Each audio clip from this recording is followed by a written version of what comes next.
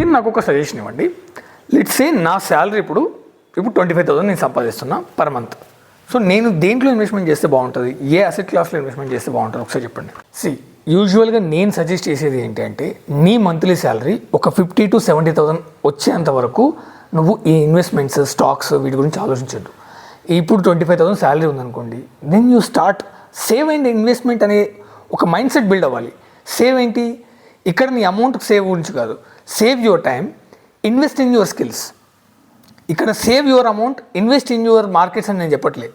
25,000 salary ఉన్న వాళ్ళు ఎవరైతే ఉంటారో అండ్ 50,000 కంటే తక్కువ ఉన్న వాళ్ళు don't think about investing in mutual funds, stock market, ఇదంతా అవసరం లేదు.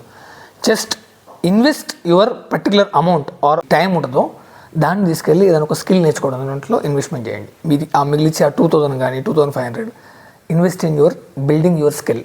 లర్న్ అండ్ ఆ అమౌంట్ ఏదైతే ఉంటుందో, ఇప్పుడు మీరు ఇన్వెస్ట్మెంట్ మీ స్కిల్ కోసం పెట్టిన ఇన్వెస్ట్మెంట్ ఏదైతే ఉంటుందో దట్ విల్ మేక్ టుమారో మీకు ఒక 50,000 70,000 అమౌంట్ వస్తుంది.